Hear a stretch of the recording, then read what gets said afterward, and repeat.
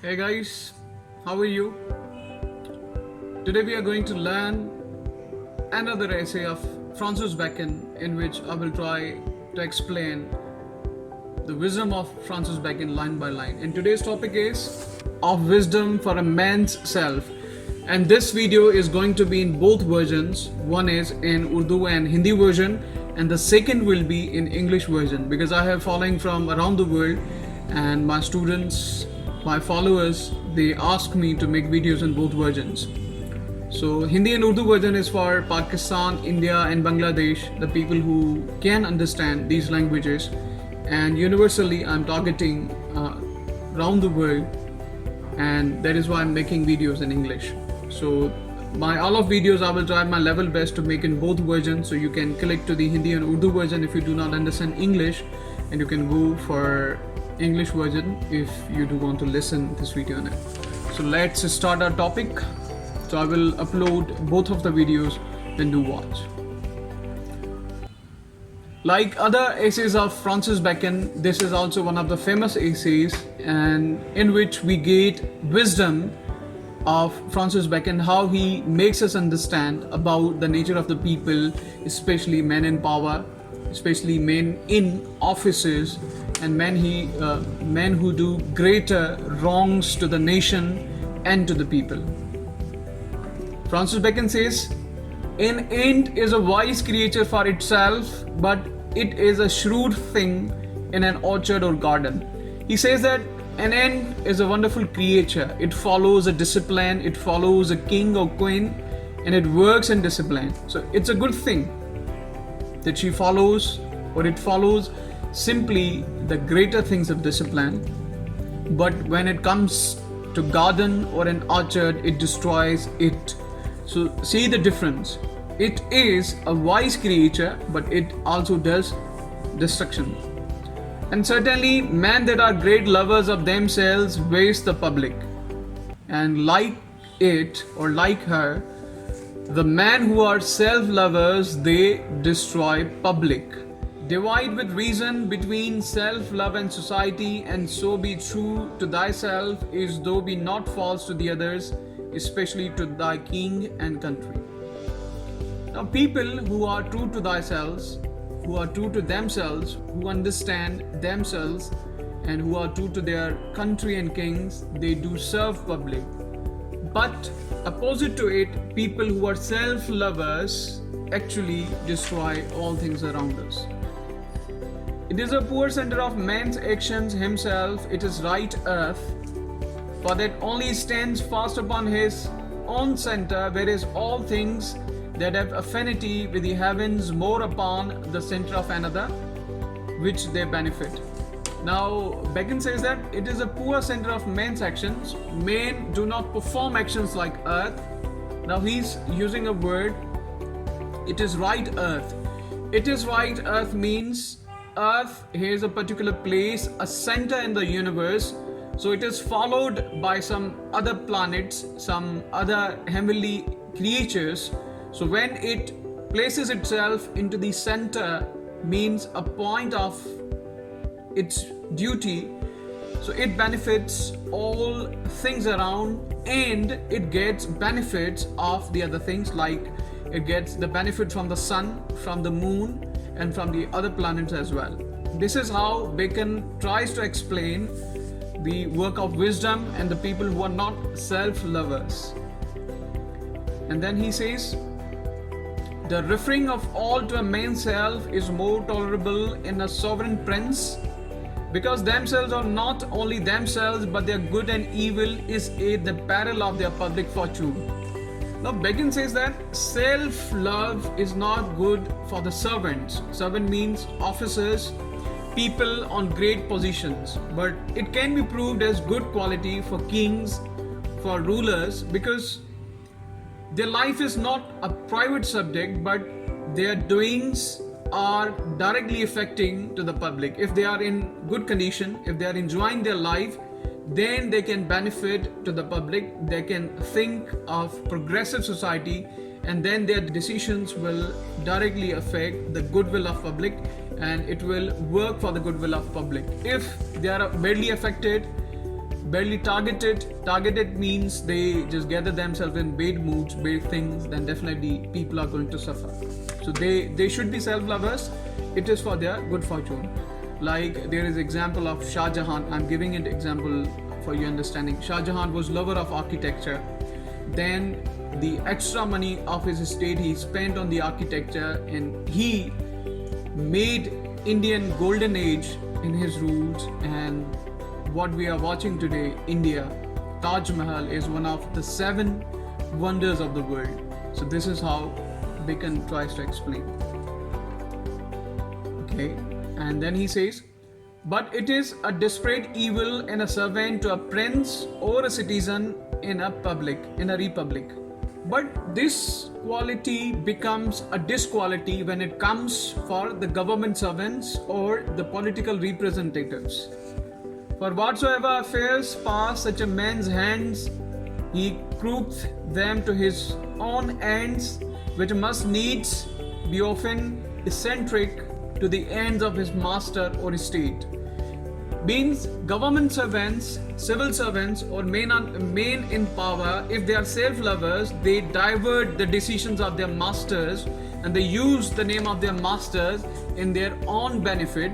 Such people make kings and their masters ashamed, because they work only for their benefit, not for the public welfare, and it directly affects, or it directly just becomes hateful or destruction for the state. Therefore let the princes or estates choose such servants as have not this mark, except they mean their service should be made but the accessory. Means governments, kings, princes, men in ruling broad, they should take decisions. They should recruit men who are not self-lovers, but who must be society lovers, who must be of a national mindset. National mindset means they must have their nation in their mind and they should work for their welfare. And then he said, that which makes the effect more pernicious, it is that all proportions is lost.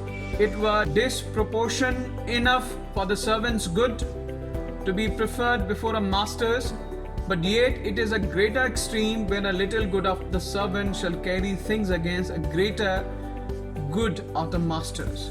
These government servants, for these men in power, these kind of man, when they do want to give little benefit to themselves, what actually they do? For a little benefit, they disturb the system and it becomes against the greater goodwill of the master, means which is the greater goodwill of a nation. And then he says, and yet that is the case of bad officers, treasurers and ambassadors, generals and other false and corrupt servants, which set a bias upon their bowl of their own petty ends and invites to the overthrow of their masters' great and important affairs. And for the most part, the good such servants receive is after the model of their own fortune, but the herd they sail for the good is after a model of their master's fortune. Means people who betray for their little purposes to their masters, to their kings and their rulers or their nations, they get very disturbing life when they get retired, or they soon meet to their downfall.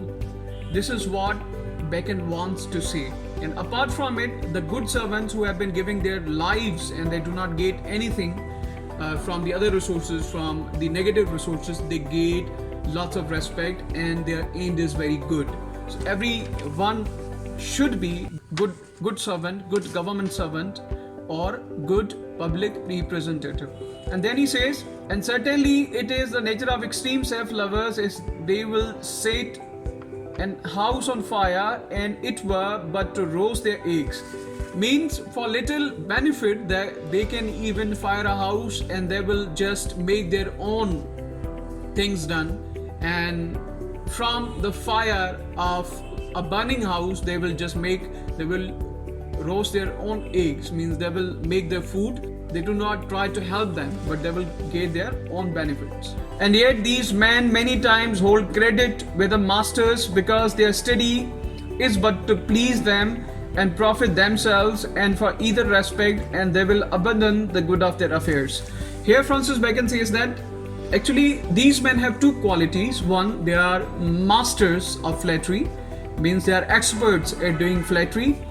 The second thing, they are best at getting opportunities, means they know where to get opportunity, to where to cash one's opportunity. So they are masters at it. So they do the same things and they use the name of their masters in their own doings.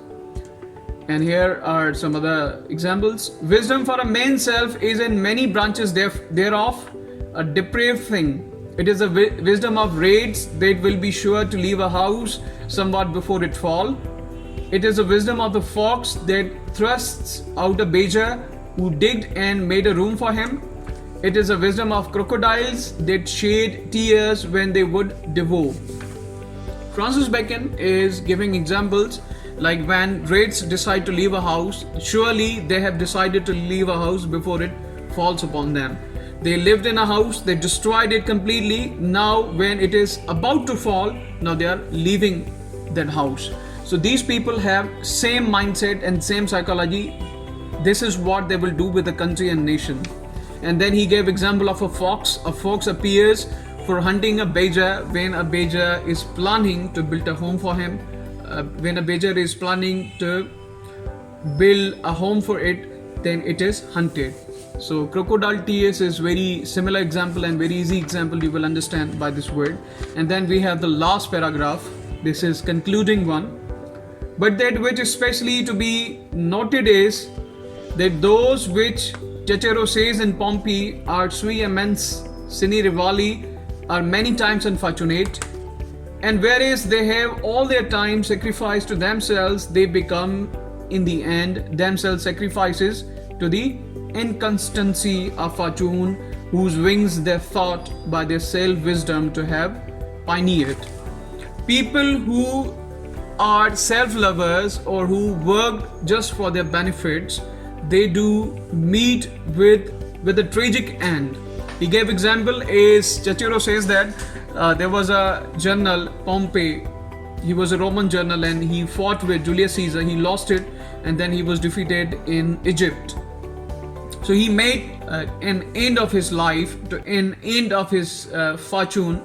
People who think that they are looting their nation, looting their king, and they are doing it for their own benefits, their wisdom will be clipped, just like a bird who has wings and it is flying in the sky, but if its wings are clipped, it cannot fly. So this is the same example.